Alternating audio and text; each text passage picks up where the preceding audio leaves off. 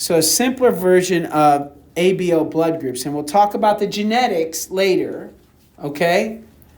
But you have a red blood cell, kind of has a normal red blood cell, looks something like this. All right? The sickle cells we'll talk about later. The sickle cell's like white? It's not a color thing. You say single or sickle? Sickle. You know, sickle cell like the... I know it's All right. Well, I don't know why it did that, but there it is.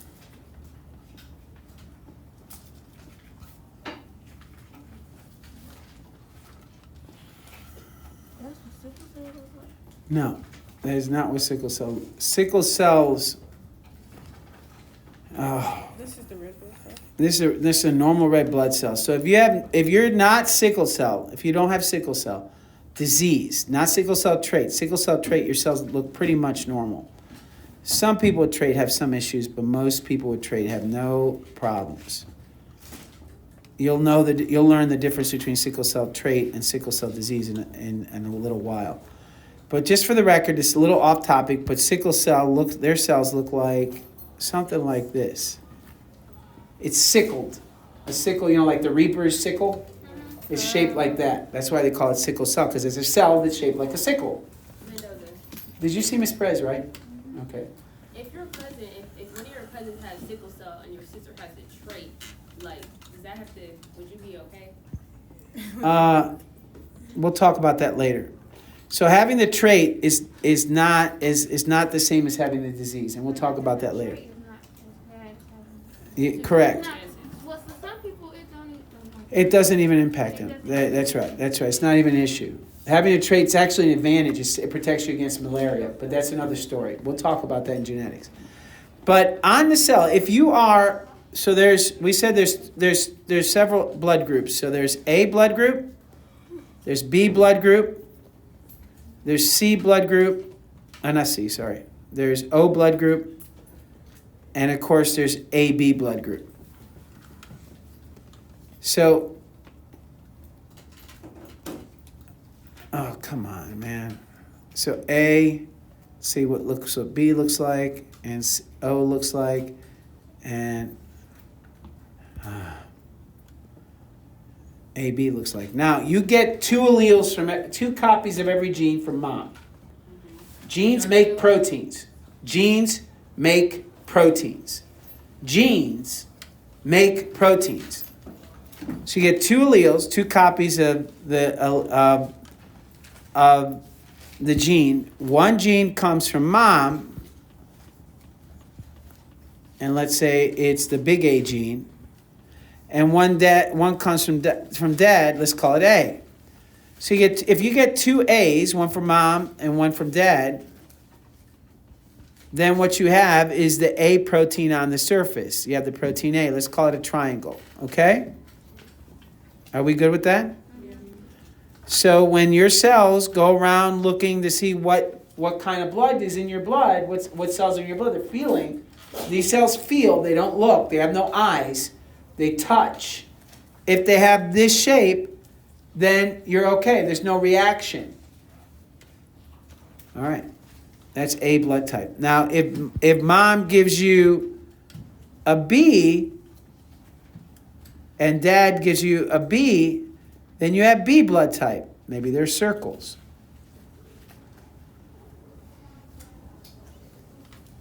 All right. Now, with O blood type, there's nothing. Mom gives you O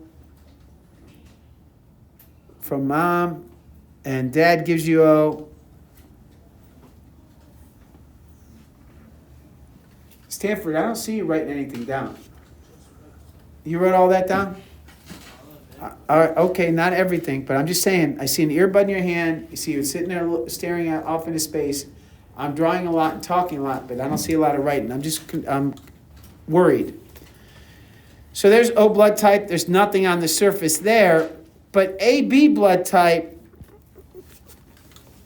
if mom gives you A and dad gives you B, either way, whether dad gives you A or B, it doesn't matter. But if you get one from each, then you have both.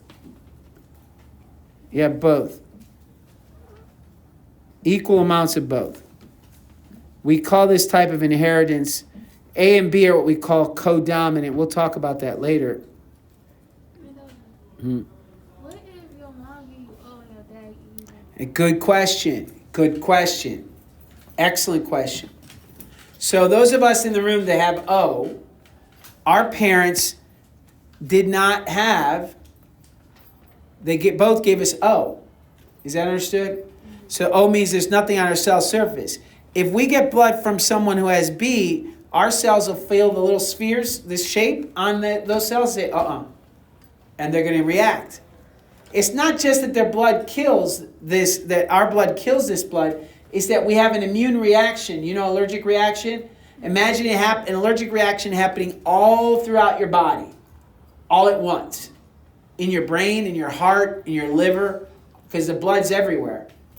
All at once. That's bad. You die. So you don't want to take blood from someone who is not the same blood type because of that. If somebody from A gives some blood to somebody from B, they're going to feel the triangles and their cells will react and that person will die. All that's true. Now, what if somebody from B gives it to somebody who has AB? It'll be the same, right? They'll be the same. They won't react because they have circles. These guys have circles. What if A gives somebody the AB? They're the same because they have the triangles. No reaction. So AB blood type is what we call the universal acceptor. They can take blood from anybody. O blood type is universal donor. Why? Because we have nothing on our cell surface. If we give ours to B, B's going to look. They're not going to feel triangles. They don't know it's not them. Their bodies keep going. Same thing if we gave blood to someone with A. They would feel it. There's nothing there. They keep going. Does that make sense? So that's why these are universal donors. So this is a donor. Is it time to go? Yeah. Well, let's just say done. And this is the universal acceptor. All right. Study the video. All the videos are posted. All the work is up.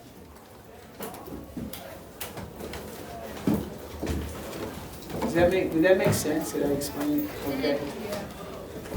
Hey, what's up? Who's there? Oh, hey.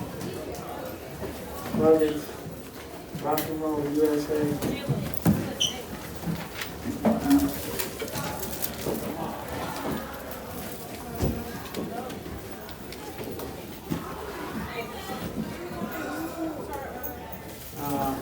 This is a lined up. Oh, I was going to see what it is. Where'd you go to? Nice.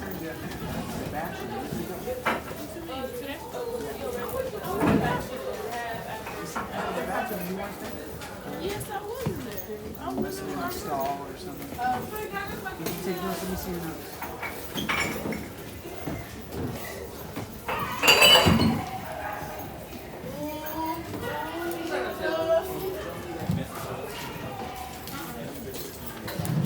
Just clean up. If you made a mess, clean up. You make it a mess. Go ahead and clean up your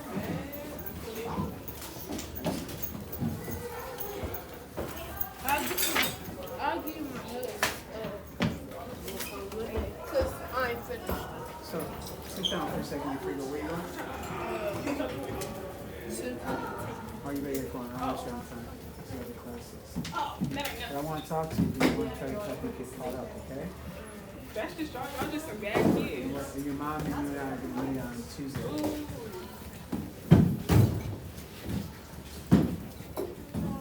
Try not to break the glass.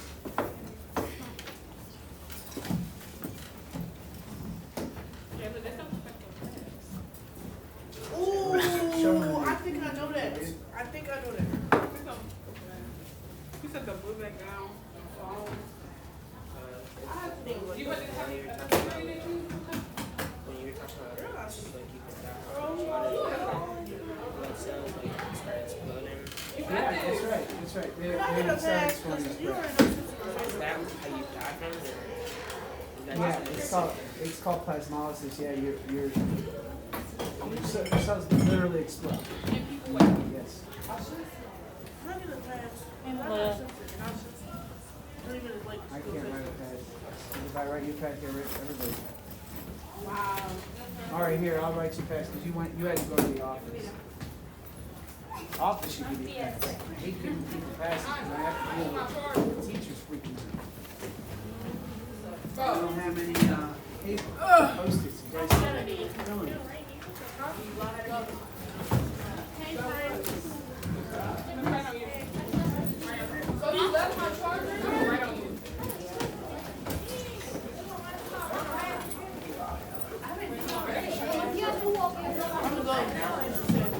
Hold on, I'm gonna give you a pass. There you go.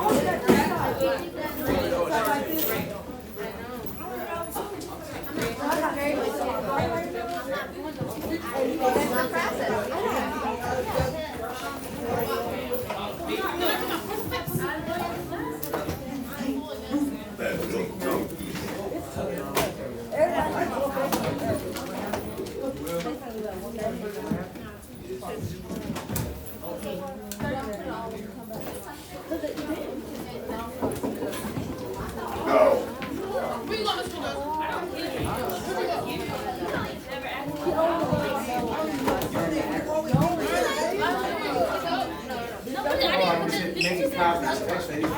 Hey, could you go get the copies from the office I made of just the syllabi? It's right here, they look like this. Hi. Oh, I like your hair. Hey, listen, can we get this straight? Can we sit down? Can we get ready? And let me, one more thing is you had a syllabus you were supposed to get on when you came in. Did you notice? Oh, you look all fancy. Thank you. Very boricua. San Juan, San Juan. San Juan, ready for the beach, baby. La nena va para la playa. La playa. There is no beach. Una piña colada. En San Juan hay una, there's a beach, yes, in San Juan.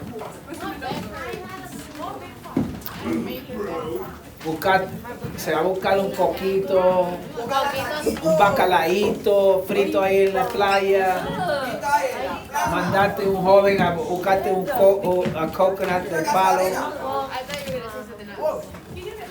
Really? That's what I did. Mr. Mendoza. When I went with my cousins, I went to the beach. Imagine this, guys. It's perfect. Hey, can we sit down? Although that hair does need help. So, anyways, it looks cool. His hair looks like a sci-fi character. You could be like, what character would you be in a sci-fi movie with hair like that? Crazy 8. A gunslinging cyborg. What sci-fi character would you be? Oh, let me put it in context that you all understand. What anime character would you be?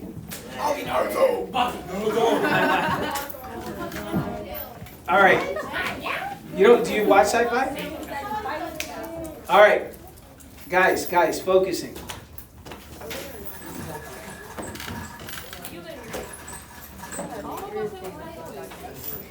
Focusing.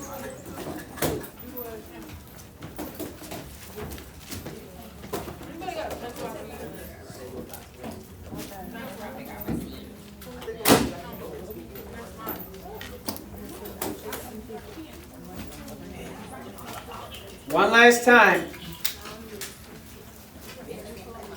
Focusing. I got some things I got to tell you. You're going to have to write it down until I can publish something for you.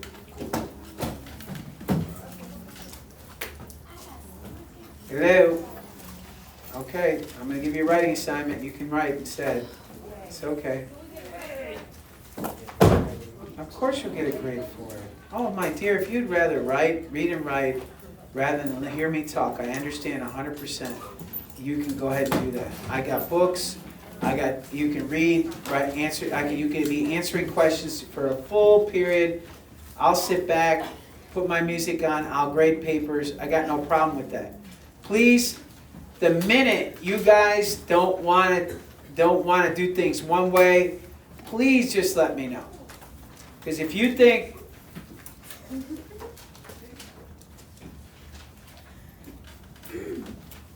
if y'all weren't so cute back there, I'd be upset with you. All that cuteness over there, people taking video and pictures and giggling and smiling and the guys standing there like this and they're just taking a video of them. Like, show give your babies.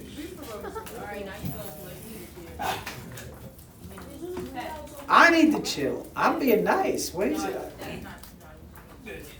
Okay, I'm sorry. I didn't mean anything by that. I thought you just all looked kind of cute back there, like, you know, young people. Why is that bad? Come on, stop that. Why is saying that you guys look cute back? Alright, in the conversation, let's just talk about biology. Oh, Can we okay. talk about the fate of the universe right now, please, guys? Alright, sorry, that's my assistant. Oh, it's your assistant? Okay. All right, so, anyways, could someone tell, who is this, Beyonce or something with the sunglasses? Yeah, all fancy. Can we take our hoods off our heads because we're not supposed to be wearing hoods on our heads? And it's all right. I understand. I don't really think it's a big deal, but security doesn't want it. We're gonna follow the rules. That's all. So we have to make some changes, unfortunately. It's come up that I have to change how I do things, and it's unfortunate for all of us, but it has to be. So I will publish in new available times. I hate that. I publish it in color. I message it out. Everything's working. Now I got to change it all again. It's so exhausting. But I will no longer be available Monday after school, Wednesday after school, or Friday after school, nor during lunch. So the only available times I'll have to help you to let me finish or to submit work will be on Thursday after school, or Thursday or Friday morning. That's it. That's it. It's a long story. I have to change some things, and which requires my time to be. The problem is, there's only 24 hours in a day, and another problem comes up that I'm a human being. I'm not a robot. I actually see. That's funny. That's cute. I don't know why I can't use the word cute. So, anyways, I'm not a robot. I have a life. I only have 8 hours, only 24 hours in a day. If I have other responsibilities, I gotta, something has to give, right? So I can't do it all. So if I have to do these things, those other things have to go. And that's just a matter of fact. I'm still gonna be here for you. It's just gonna be only on Thursday after school and during lunch. So that's it for that. So we can't sit in here and eat lunch no more, basically? Yeah, no lunchtime. I need this time. I need this space for myself during that period. So I'll need that time, lunchtime back. I'm gonna get rid of the lunch passes because there will be no more lunch meetings. Okay. So starting Monday, if you need to submit, hear me clearly, because this is one of those things. There's consequence. This is what I've been kind of saying that for a long time. Is like. Everything we do has consequences. Every decision we make has a consequence. Consequences are not necessarily bad, right? It just means you do one thing and it causes something else to happen. That other thing could be good too, or it could be something you don't want. So anyways,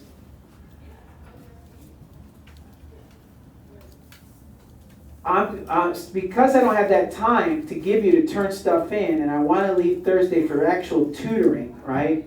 I will have a box on that table starting Monday that will be for collecting work for that day. Now this is the consequence part. This is the part people your age don't listen to the second part. They only hear the first part. So if you have to turn things in by hand and you have to turn in, you can turn in, just drop it in there and keep going so you get to class on time. if too many people start turning things in on time, and I have to grade 135 packets, and then also going, I have 155 pieces of late work in Schoology right now.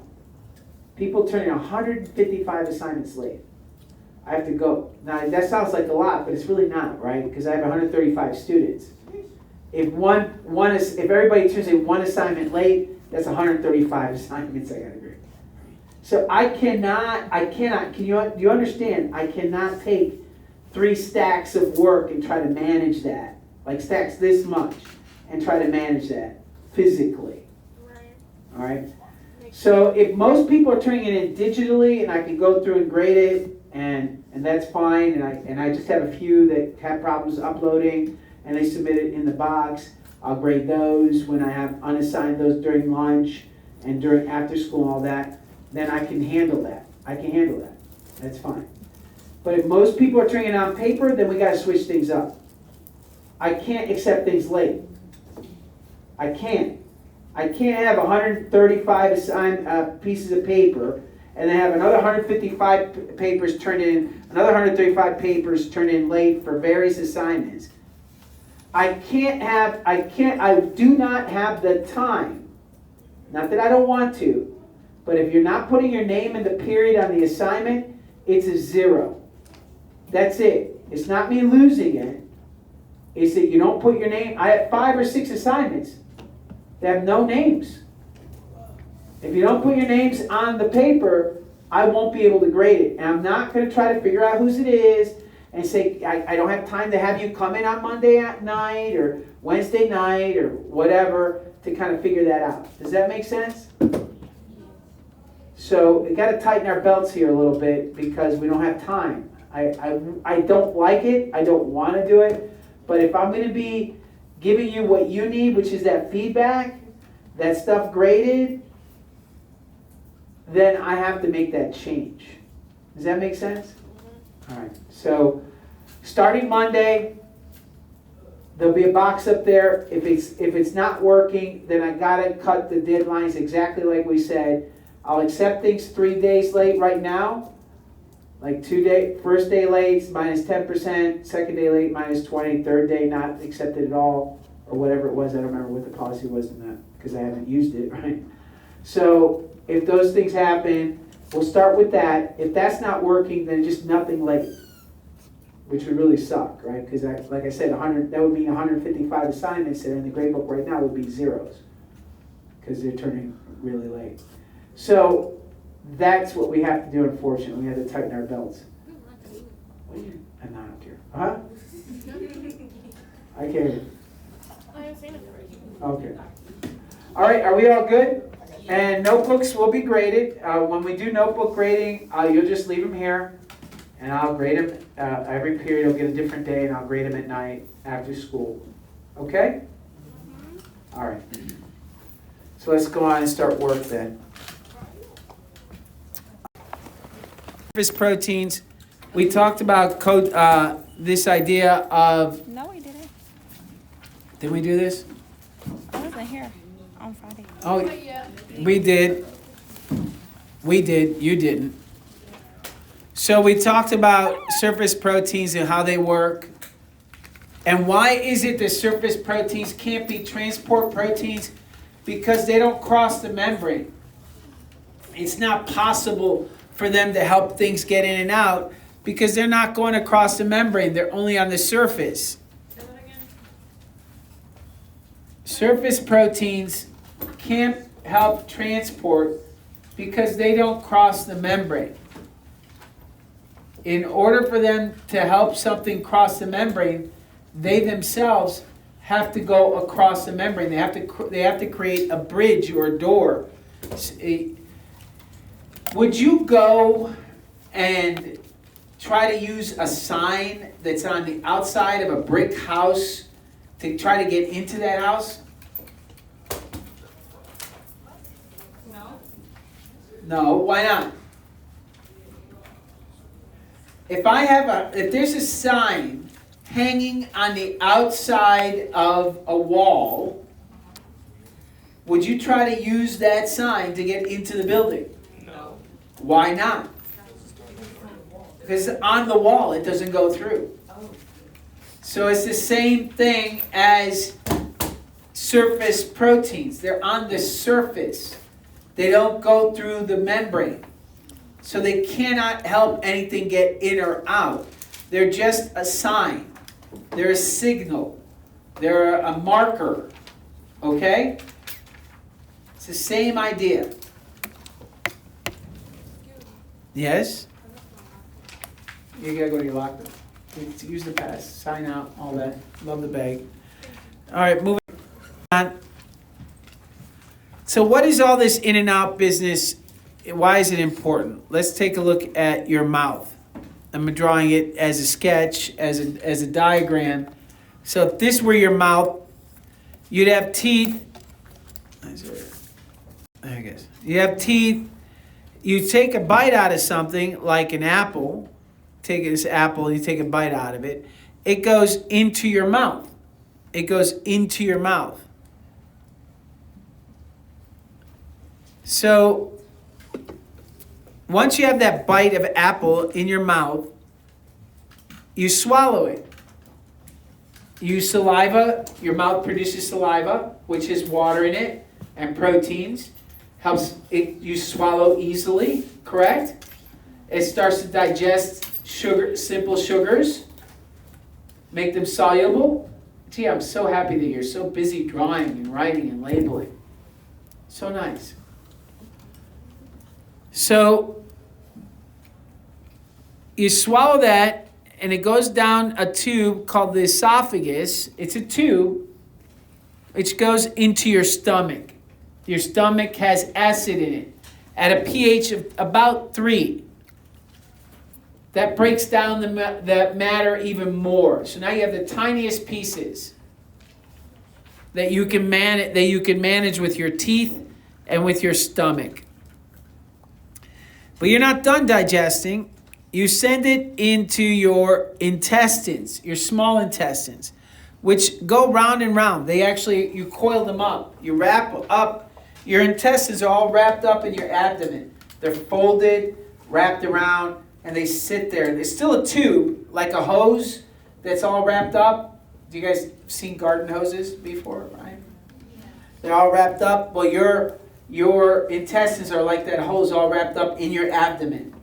The same length. All of us have the same length of intestines. No matter how small your waist is or how big, it's, yards and yards of intestine, all wrapped up in your abdomen, underneath your stomach muscles.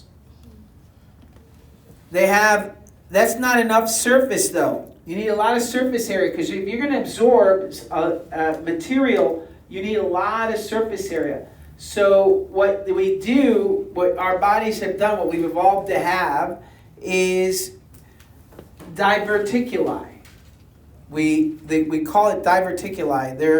They're these little wiggly parts. The intestine goes up and down, more folds. It folds even more. So not only did you fold all this, I don't know, let's call it 100 yards of intestine all wrapped up. It's not 100 yards, but let's just say a yard or two of intestines all wrapped up.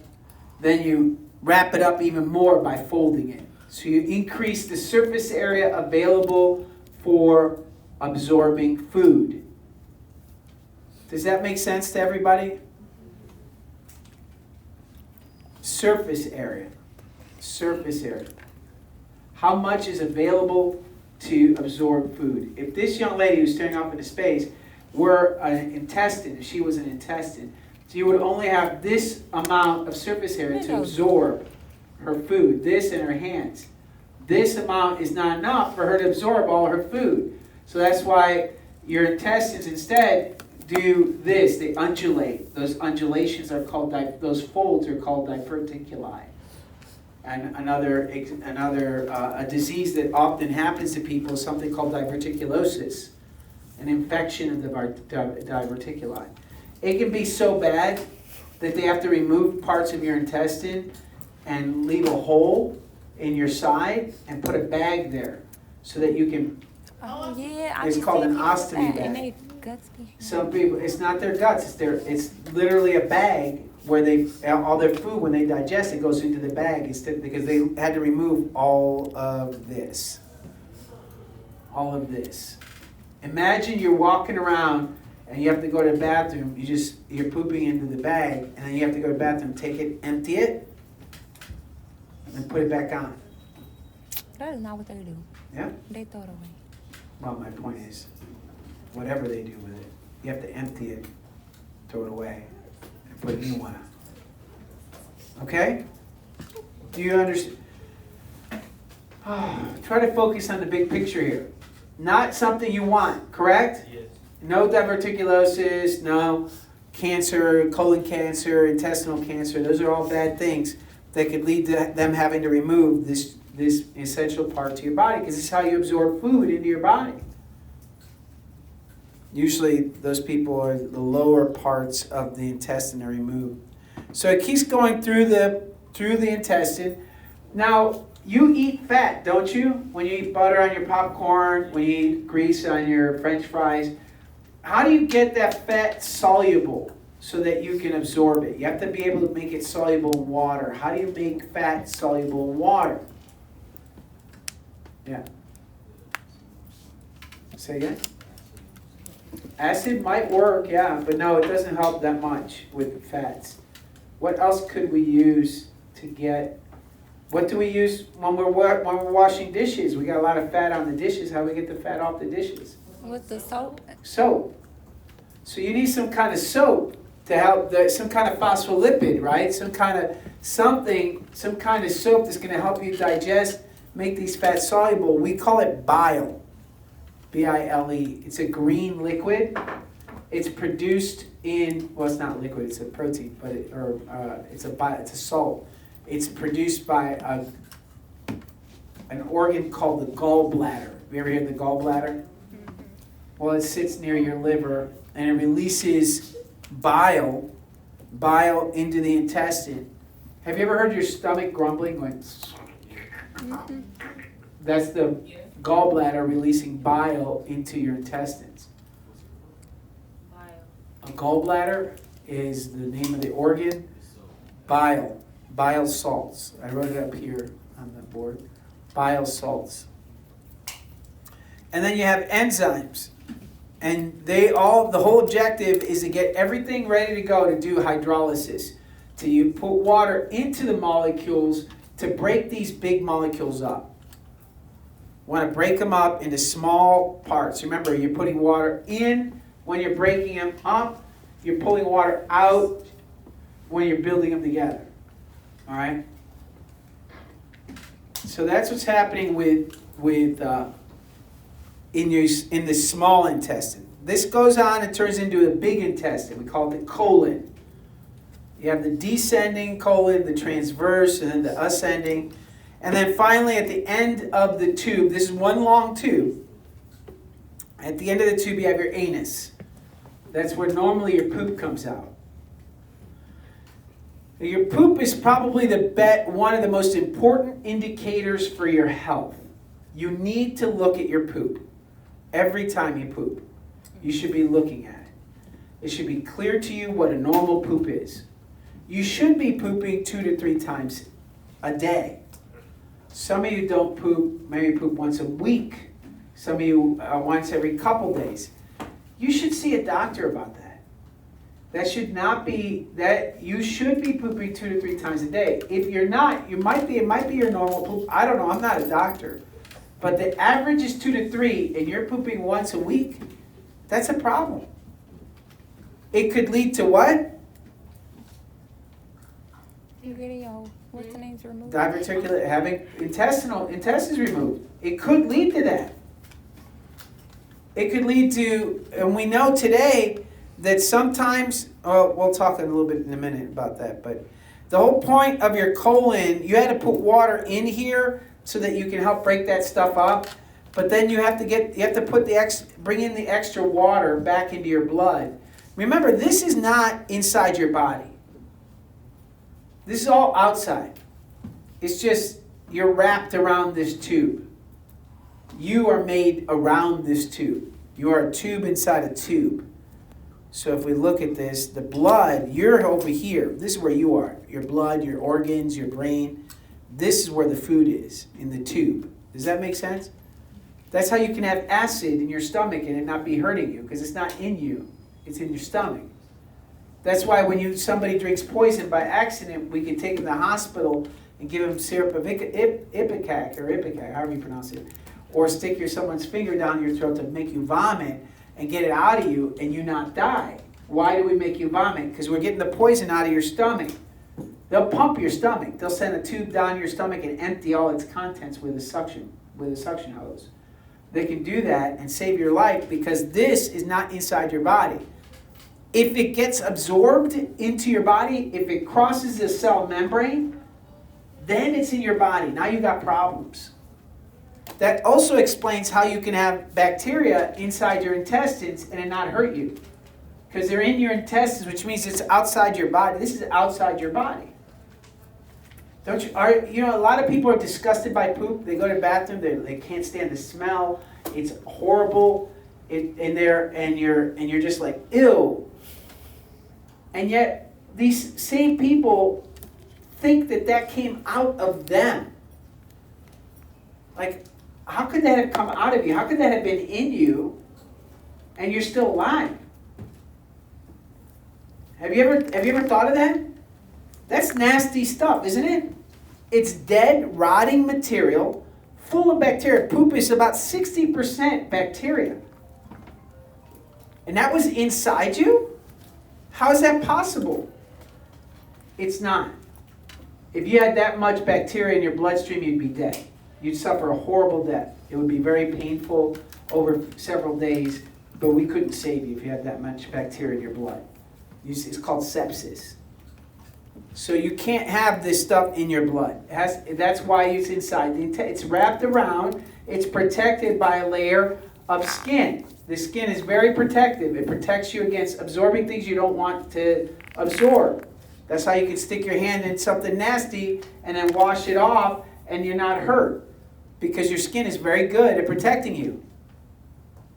This same skin is in your is in your throat, the lining of your throat, in that tube, right? In the esophagus, the stomach, the small intestine, the large intestine, all the way out to your anus.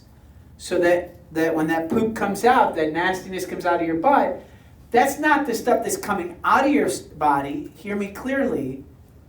Wake her up. Don't go to sleep, darling. Sit up. Or continue to sleep. That's fine. So it's not the stuff that actually came out of your body. It's the stuff that never got in.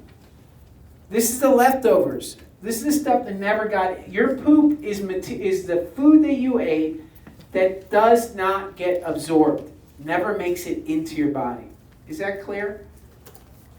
That's how you can go to the bathroom, leave that nastiness, and flush the toilet. That's how it's never been in your body. It's not in you.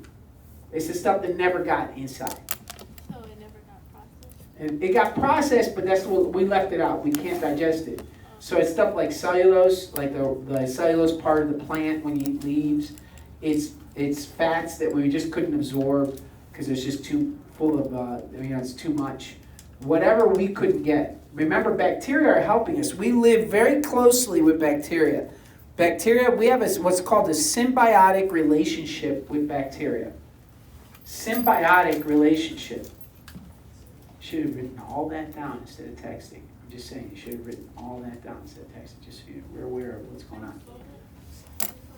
It's cool. It's on the board. Symbiotic relationship with bacteria. In fact, symbiotic just means close. It could be a parasitic relationship, but in the case of bacteria, we have a mutualistic relationship, which that means there's mutual good.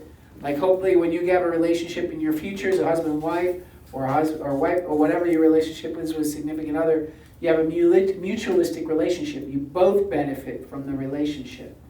When one side benefits and the other one's hurt, we call that parasite. When one side benefits and the other side doesn't get hurt and is not helped, we call that commensalistic. Somebody's gaining, but the other person's not hurt. When a relationship is both parties are being helped, we call that mutualistic. Mutually beneficial. Is that understood? All right, so bacteria and humans have a mutualistic relationship. That bacteria in that poop helped you tremendously. You would not be able to digest so many different substances without bacteria. Bacteria help us in so many ways. In fact, we used to not know all the ways that they help us. It turns out that some people that are depressed, anxious, even with diabetes, it turns out that their intestinal bacteria are off balance. They're producing something, and I don't know what, I don't pretend to understand what it is, something, or that the relationship between that bacteria and that person is negative. So they're being hurt. The bacteria is actually making them depressed, even suicidal. The bacteria is starting to make them feel anxious. So it's not the bacteria, but the relationship between the bacteria and the human. That particular fit didn't work for whatever reason. I don't know the reasons. But doctors have figured this out, and today they have something called a poop transplant, right? They don't call it that. They have a fancy name for it, but that's what it is. So they take somebody else's poop who doesn't have that, who has a certain level of bacteria. They process it, so they're not just taking someone's poop out of their anus and putting it into you. That's not how it works. But they process the poop. They grow it in a flask. Then they make it into a pill. They clear your body of your bacteria that's hurting you by giving you antibiotics. So your whole intestines are as cleansed of bacteria as possible. Then they give you the pill, and that bacteria that used to be part of someone else's intestines now lives in your intestines. That's true. You think it's disgusting. It's actually nature. You do it. You're born without bacteria, right? Did you know you were born without bacteria? No. Yeah, that's why you literally were raised inside a protected womb. But you eat when you get in there? No, not with your mom. Your mom already ate. Your mom eats for you, right? And she digests it. She does all the stuff we just talked about, and she puts the food into her blood. Then she sends her blood to you. Her blood goes to your placenta, to the placenta, where your blood doesn't touch, but gets close to her blood, and then you transport the material from the food and the oxygen into your blood, and then you send your waste, your carbon dioxide and your urea to her blood. So you exchange. She cleans you, right? She toilets you. Your mom, for 9 months, took all your waste from you. You sent it to her, she took it, and she gave you all your food and your oxygen, your water. So no, you do process the food, but you don't eat. You don't use your digestive system. So you're born with a digestive system, but no bacteria. So it's hard for you to eat. Your first few months of life, your poop is nasty. It's liquidy. You can't digest things very easily. In fact, you drink lactose, mother's milk for most of your young life because your digestive system isn't ready to handle solid food. It can't digest. You just can't eat. You're not ready for it. How do babies get ready? How do they prepare for solid food? They do grow teeth. That helps. But they're not even ready for like mushy foods yet when they're first born. They have to drink mother's milk. What do babies do to prepare for that moment where they can finally eat mushed up green beans and applesauce and all that? They do grow teeth eventually. That does help. But what else? Swallowing they can do. They have all the mechanical parts. From their mother's milk? They're missing something. What are they missing that's not allowing them to digest well? We just talked bacteria. They don't have bacteria. They're born without bacteria. So what do? You know babies. You've seen them, right? They touch the... They touch everything. They're licking everything. They lick the floor. They lick they're constantly touching stuff and putting their hands in their mouths. Their noses. They're just like trying to collect every possible bacteria do you ever see babies? Yeah. They're little germ bags. Really, they're just collecting as many germs as they can because their intestines need It's actually healthy for them as long as they're not licking lead paint, by the way. Be careful when you're in, especially in an old house, but any house, don't let them lick paint because some paints have lead in them. The old houses especially, and that could damage their brains. So make sure they're not licking lead paint. But when they're licking, touching things, putting everything you give them, they put in their mouth. And that's just filling their intestines with bacteria.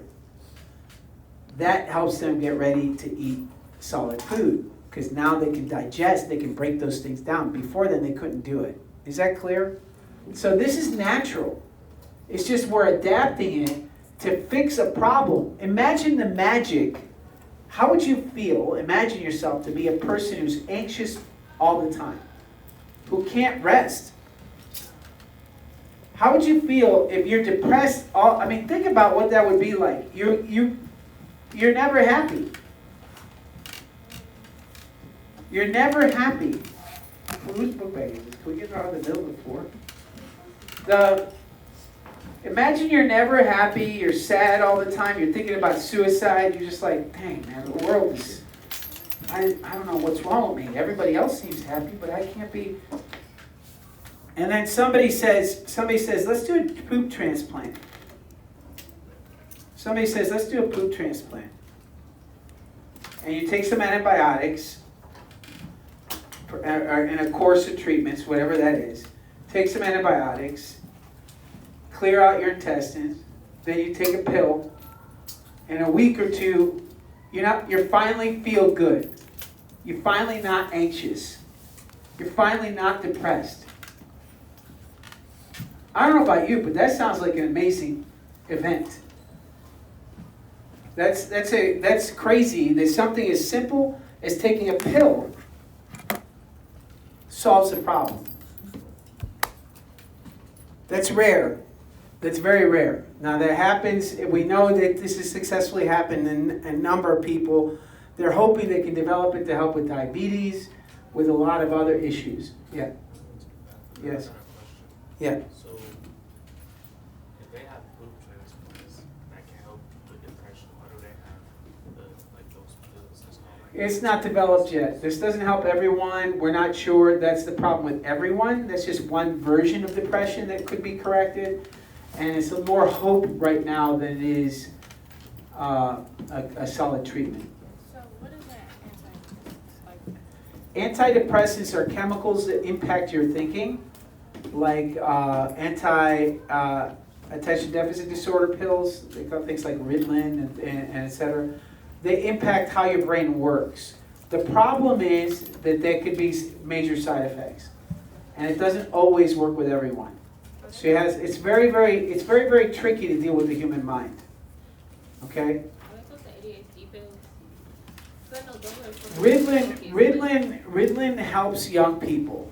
It's what it does. Not everyone, obviously, right?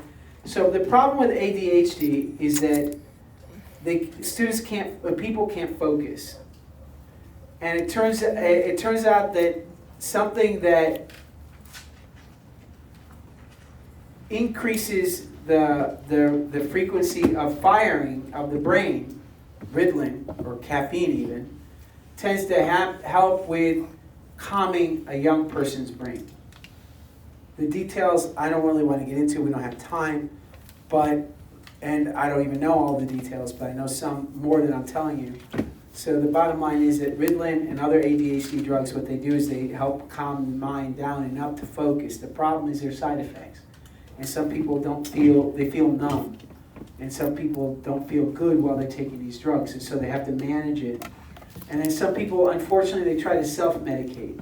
So they'll use street drugs, or they'll use alcohol, or they'll use something to try to feel better. Whether they're depressed or whether they have ADHD, they'll try to feel better using these illicit drugs, and that leads to even bigger problems. So really, it's not a solution. Drugs, you need a therapist, you need a specialist, you need a psychiatrist, you need a psychologist, you need somebody to help you work out what your individual issues are if you're in that situation. But the fact that you got someone who's feeling that way in certain cases taking a pill and fixing a problem, that's intense. Yeah. But some of those drugs actually cause depression. Like, they make depression, like. Yeah, yeah, you're not too far off. They're dosed, and dosages change with your body as you change, and so you have to monitor these very carefully. That's why you have psychiatrists that have degrees in this that manage it with you. And then when people are like, I'm sick of taking these pills, and they don't take their pills regularly, then they could actually become suicidal. Because you go from having this baseline level of dopamine, we call it's one of the neurotransmitters. They be doing ads, they be like doing those things. Yeah, it's complicated. This is all very complicated. That's why you leave it to the doctors and you discuss it with the doctors. And you have to listen to what they say. And if you're not feeling good, you have to find help. Is that clear? So you have to manage this. So, anyways, bacteria. Poop. One last thing about poop. It's very important. Probably one of the most important indicators of your health is your poop. You have to look in the toilet. You should be pooping. I know people don't look in a toilet. They're like, I don't want to see it, just flush it. But you really need to look at it because it's one of the earliest indicators you got a problem. If your poop, for instance, just as an example, is black and tarry, like tar, that could be a sign. Could be a sign you're bleeding up in the upper intestines. So it's something you really have to address. You have to see a doctor about. My mother almost bled to death because she had an ulcer in her upper intestines. But it could be cancer, God forbid. It could be just as simple as an ulcer, and you could be bleeding and not even know. So you really need that inspected. You need a doctor to take a look at what's going on.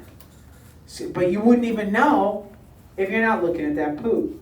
You need to know what the consistency is. If you're, when you have runny poop, it's a sign that something's wrong. If your poop changes color and you didn't eat, like if you drank grape juice and your poop is purple, don't get surprised. You know what I'm saying? You're eating hot Cheetos and you got red stuff in your poop. That's not blood, right? Does that make sense? There's dyes that they use in foods that you don't digest well. By the way, it should tell you something that even bacteria won't eat it. I'm just saying. It should tell you something. Yeah. Okay. Yes. Can I go and come back? Yes. All right. Are we all good with this? So please listen. I hope you do. Let's move on. Remember that in an intestinal cell, every cell has different cells have different shapes depending on their qualities. And when you look at an intestinal cell, what you're going to see is a bunch of cells that line up next to each other very closely because they're separating in the intestine, in your mouth. These are called epithelial cells or surface cells. And they have nuclei, nucleolus, Golgi body, endoplasmic reticulum, ribosomes, etc., vesicles, lysosomes, all that. They have all that, okay? Mitochondria. I don't want to redraw all that, but you can see they have everything that I'm looking at. And here's the food. The food is out here. Now this goes on. I want to point out that this goes on that way and that way. I'm just taking a close-up right now of this one spot. And out here you have food that needs to get into the body. You have to get into the body. Well, you have to get it into this cell first, and then from this cell goes to the next cell until it gets to the other set of epithelial cells. Let me see if I can erase this. And the other set of epithelial cells that's on this end. And there's a whole bunch of layers upon layers of cells. And I don't know why I did that.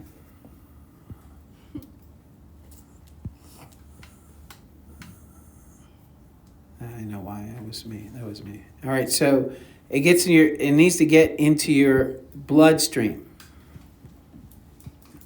There's layers. There's a lot of layers here. I'm not drawing all the layers. They're all there. There's all kinds of layers on this side too.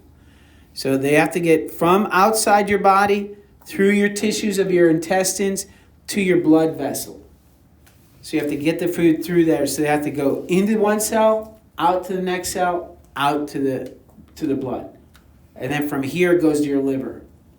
So you process in your liver, the liver puts it in packages and sends it off to your cells all over your body through your bloodstream. Is that making sense to you? To everybody?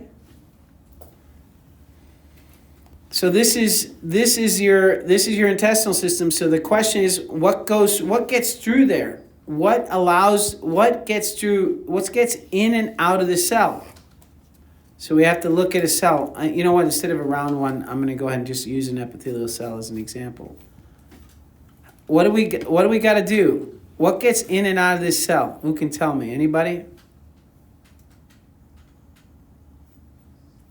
Protein. Okay. What goes? Let me rephrase it. How can you easily go in and out of the cell? Small, non-polar. That's right. Easily, small, non-polar. Let's look at that first. Small and non-polar. What are small and non-polar molecules that get through the membranes easily? All membranes. H2, CO2, and O2. That's right. CO2, O2 gas. All the gases are non-polars, and they're small. They're as small as you can get. O2 gas, oxygen gas, CO2 gas, nitrogen gas. All these gases get in and out of the cells, no problem. They go right through. They'll go in right into the blood. So small and nonpolar go through the membrane easily. Okay. What else goes through less easily but medium well? Right?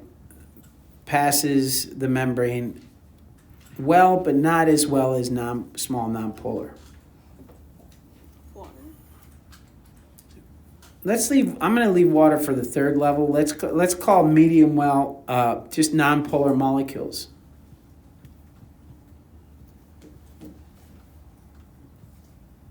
Molecules like steroids. Steroids are relatively big as compared to CO2. Look how big that thing is. Cholesterol. It's giant. But steroids, it can be, what is it? 1, 2, 3, 4, 5, 6 times 24, say 37, 38 atoms. A molecule is 37, 38, 100 atoms versus one that's made of 3. So this is medium size, okay? And it's nonpolar though, and it gets through the membrane, no problem. So steroids get through the membrane. Water, so small polar molecules. All of these get through without, I'm not sure what the order is, but I can tell you this is the easiest. This is number 1. These two, I'm not sure. I'll call them 2 and A and 2B.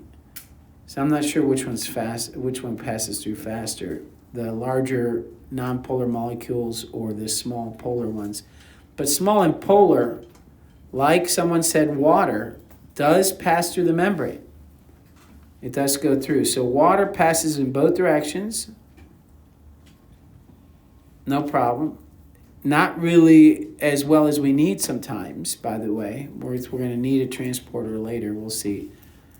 Oxygen gets through the membrane in both directions. No problem. All the gases.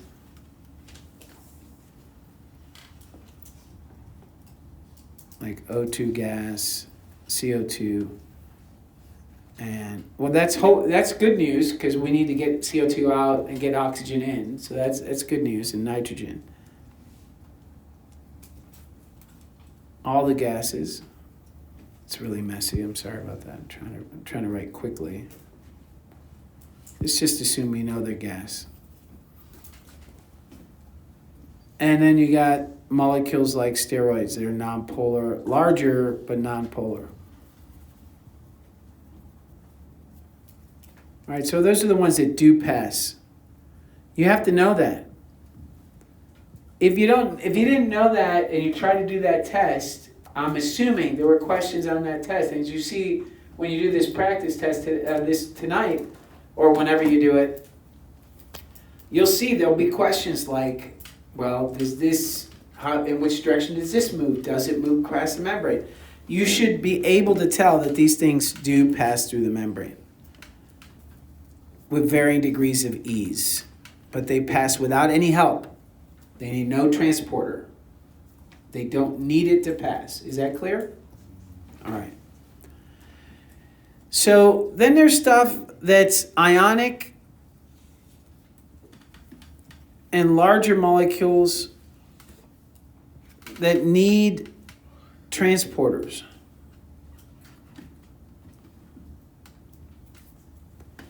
So things like Na plus, Cl plus 2, oh no, not plus Cl, sorry.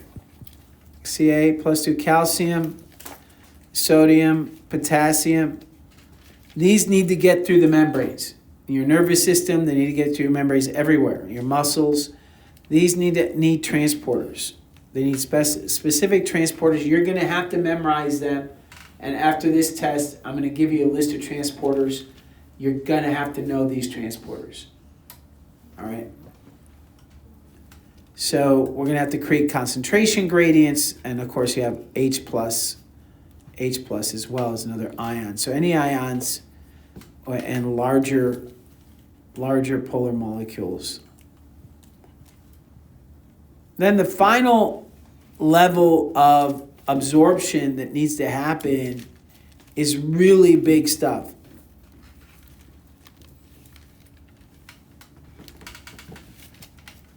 Stuff that's really big as compared to things like sodium and potassium.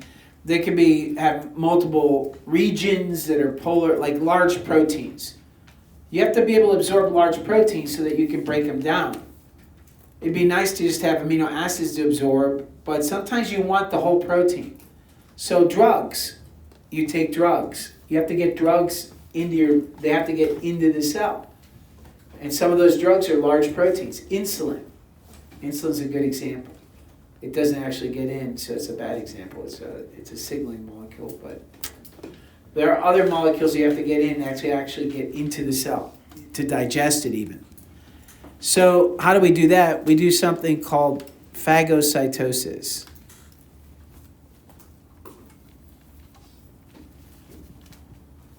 If you need a lot of water, so liquid, that's for solids, it's for large molecules.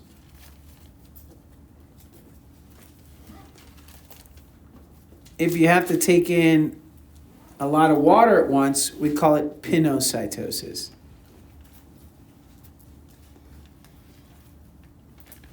These are examples of a larger process called endocytosis.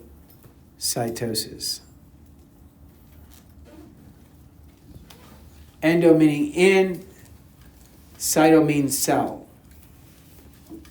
Now to get things out, just so you know, we're going to have to get really big things out of the cell as well. That's right, we do exocytosis. Now here insulin would be a good example because you have to get insulin out of your pancreas and into the blood. Insulin's a relatively large molecule. How do you get it out? You do exocytosis.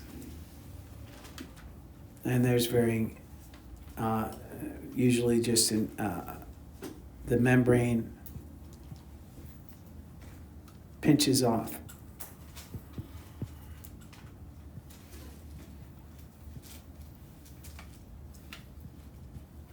And you're going to have to learn about this, not on this test, but you will learn something called the secretory pathway.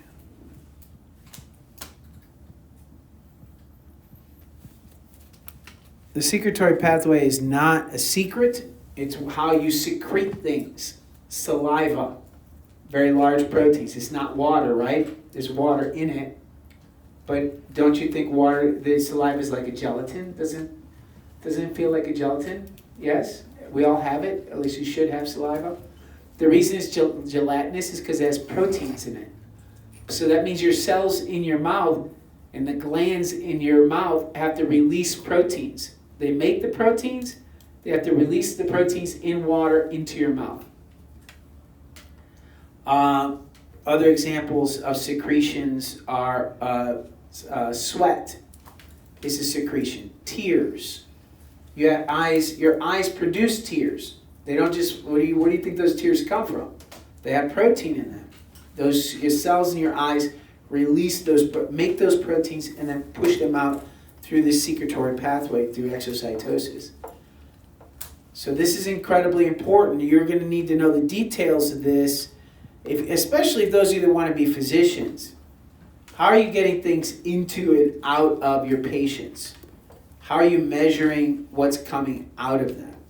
But even if you don't want to be a physician, you should understand how your own body works. When we talk about bodily fluids, we're talking about things that are excreted. All right, excreted things that that's not even mentioning the things that you put into your blood, like insulin, glucagon, and other hormones. We talked about testosterone. We talked about cholesterol. We talked about estrogen. All these things have to be made in cells and then pushed into the blood.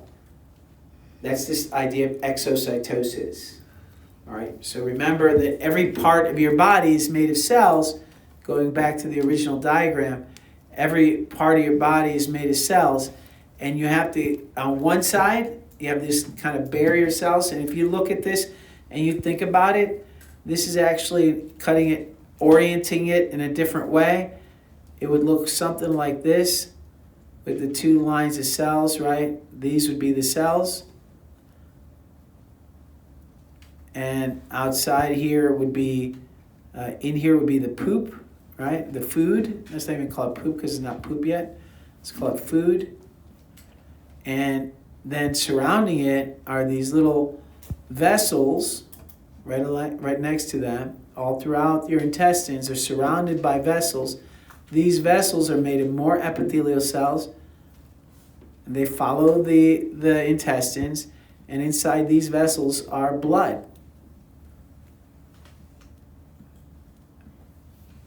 And it's going to the liver. And the food goes from here, crosses the membranes, crosses them again, and goes into the blood. Then from there, the liver detoxifies it, gets rid of any drugs or any kind of poisons, packages it, all the good stuff up, helps continuously breaking it down into smaller pieces, puts all the fats into little balls of, you've heard of HDL and LDL, high density lipids and low density lipids. You ever hear those? Your father, mother probably gone to doctors and gotten HDL readings from their doctor. HDL and LDL are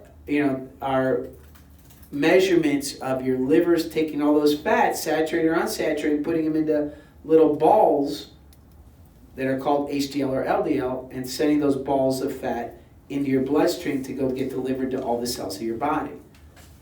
Every time I say the word ball and I see a kid smile, I'm like, Jesus, what's wrong with you? How old are you? All right, so that's the idea that you're trying to get through your head. Tomorrow, I think we're almost out of time, are we? Yeah. What time is it? 41. We're out of here 41. So are we out at 41 or 40? 45. 45. So I still got 4 minutes. I always lose track. Do I have any questions and any concerns? Notice I don't hear any questions, but I don't know what's going to happen on the test, but just I want to point that out. Yeah, question. When is the practice test due? It's not due. I don't care if you don't. I don't care if you do it. I'm not grading it. This is your opportunity to get some questions before you do it. If you don't want to do it, don't. But I'm going to go over it. I'll answer any. Let me rephrase that. I'm not spending time going over this in class.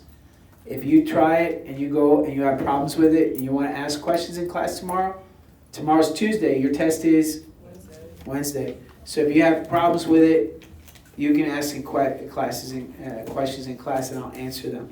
But tomorrow I'd just like to talk about osmosis, diffusion, active and passive transport. That stuff is all in there. It should be pretty easy. It's a good review from 9th grade.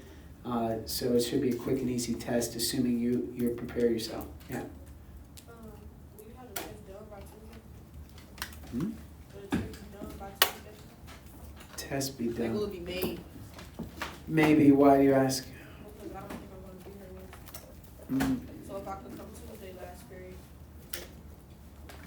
7th period on Tuesday to take the test. I'll try. I'm grading all papers from now on.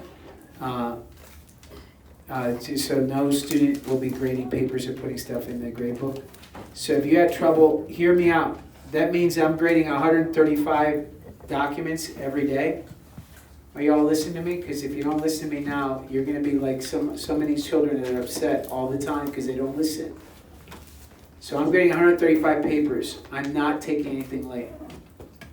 I'm grading every assignment. I'm grading 135 papers. I'm not taking, after one day late, I'm taking 20% off, or 15% off 2 days late, 20% off 3 days late. I'm not taking it. After the third day, don't give it to me. It'll just be a 0. The tests are going to be, if you have to make up a test, they will be FRQs. So I'm not making more multiple choice. I don't have time.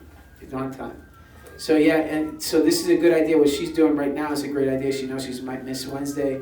She wants to try to schedule something 7th period. That sounds like a great idea. If I have the test done, I will. Like, that's for paper only, or that's for like everything? Anything that's submitted in this class, if it's more than 2 days late, just don't. You should do it because it's gonna help you on a test. But I'm not giving you credit for it. So get the AP Classroom. Thank your colleague here. I opened all the AP Classroom for another week, all the old stuff. So if you haven't done it, you got more time to get that done. But that's only this one time because of her. We're all caught up. We're all in. If there's any more issues, I don't know. There's going to have to be another solution because I don't have time to go back and regrade. All right. Yeah. Oh, if you need help with anything, you have to see me Thursday after school. That's that's the only available time I have is Thursday after school. Wait, Mendoza, to clarify, osmosis and diffusion, they're like opposites, right? No, they're not opposite. They do work on opposite directions That's what I sometimes. meant, because like one is from like high to low, one is low to high. No, they're all high to low. Oh, okay. But osmosis is what happens normally. But if the solute cannot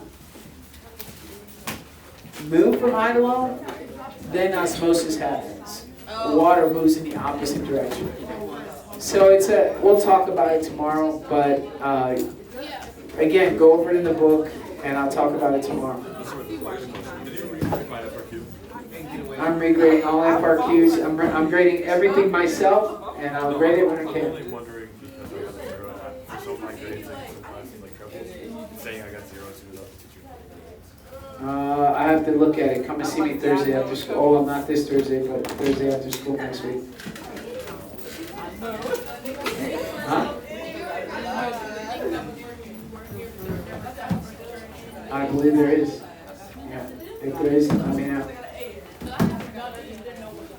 Yeah, I believe they all have their spots. Yeah, after school on Thursdays. It's the only time I have available. No, we supposed to be only working on our draft. That's what we only do. Oh, Thursday? No. We got it. Well, you don't type something on the document. I missed it. I put in my ideas. You want to walk with me. He just What did you all do to him? No, I didn't do anything. I came at my respected time. She's some more coming for you. She irritated. Right, you big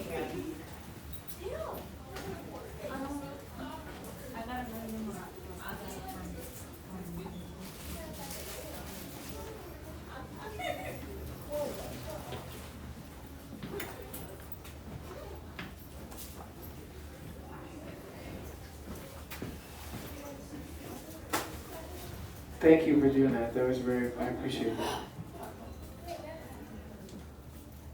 You too. She touched my hair. I know, I was watching. All right, let me say this. You all realize I watch all the time, right? Just because I don't say something doesn't mean I'm not watching. Right? You know that. I was just fixing. You realize I was watching the entire time. I didn't do that. Not just today, but when the third member of the Three Stooges is here, I also notice it. Last week I sat up there. I know that. Because I pay attention. I just want you to pay attention and learn. That's all I care about. Oh my God, where is it?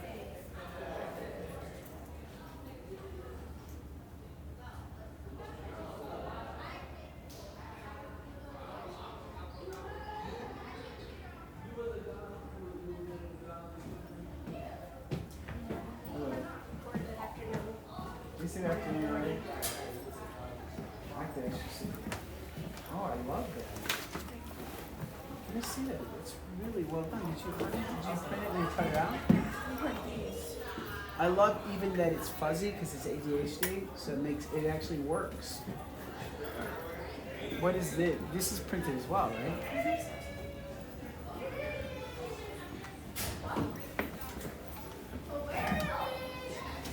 I love it. There's actually nothing I don't like about it.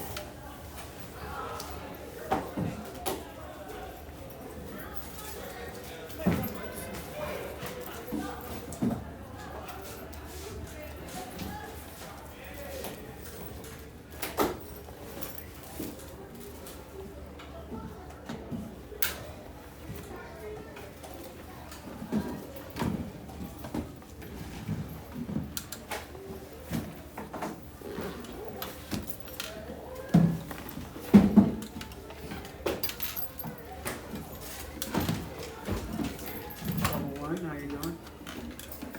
Good. What you just taught me? Trouble one.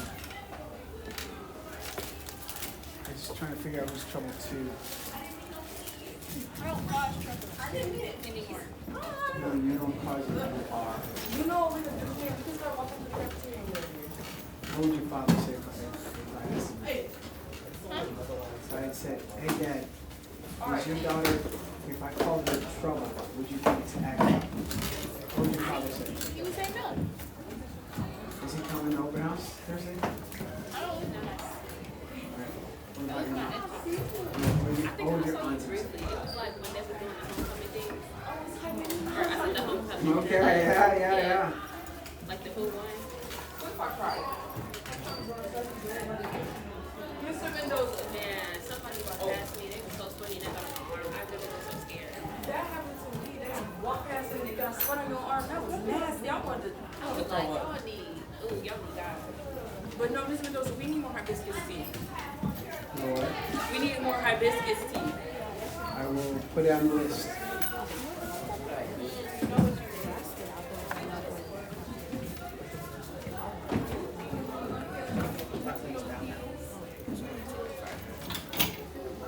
I'm starting class on time, son. I just don't want you to miss anything. You tend to miss a lot. All right. Whatever you We want. had to walk around.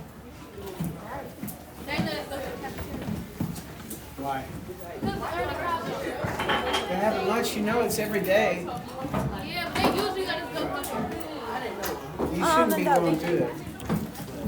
Oh, your area. Sorry. Move that stuff on top of here. You fine? You're not starving? What's this? I'm gonna just have You move it up there. That controls that screen. The mouse too. Give me that thing.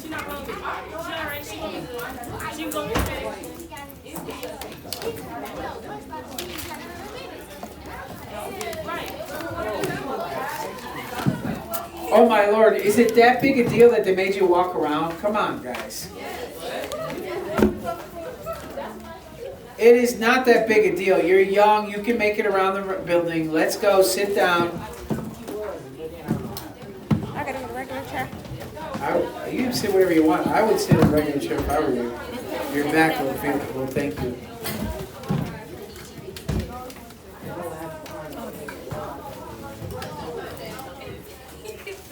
If I have to say again that only 2 people should be up there at a time, then everybody else should be sitting down, opening up their binders and their planners, somebody's gonna get in trouble. Hey, I want to talk to you before you leave. Like, no more grading. No more student grading. Okay. But I'll talk to you later. I have some other things I'd like you to do. Can we sit down, please?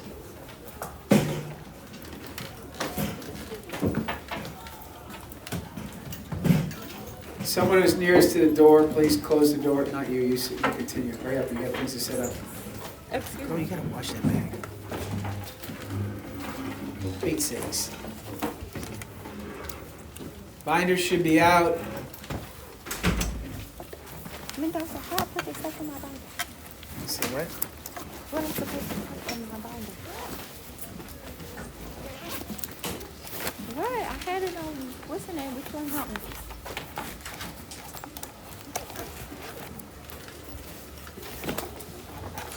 Look at her. Show her your binder. What? I just Show her your got binder. it. Show her your binder. So long as I doing. Right. Where are the notes? In my notebook. Where's it? No binders. You guys defend each other too much. No, I'm just All right. saying, you asked me, you put me in this. I did, didn't I? Mendoza. All right. Okay, you're okay. It's fair. I'm not disagreeing with you. You're both right, I'm wrong, as usual. I'll tell my wife. She'll be just saying, "Oh, I told you so." All right.